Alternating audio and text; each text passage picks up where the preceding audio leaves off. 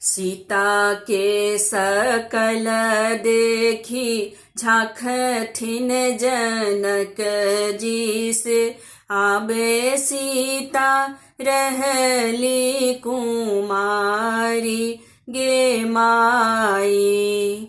आबहो वसिष्ठ मुनि दिनमा विचारहु, सीता के लगन बर उठाउल गे माई।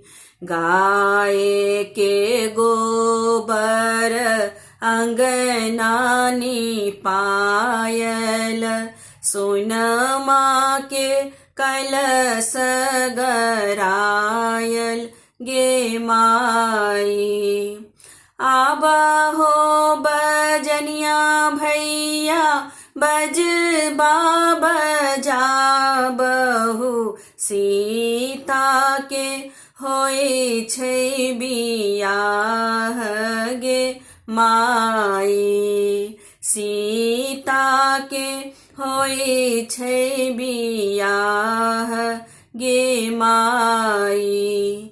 दान करला बैसलन, दान करला बैसलन बाबा जनक जी से, मोती जका झरै छै लोर गे माई।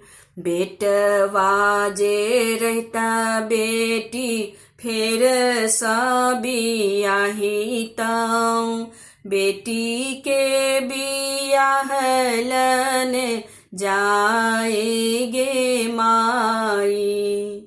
सोनमा जे रहता बेटी फेर से गढ़ा बीताऊं, से नूर फेरल नहीं जाए गे माई।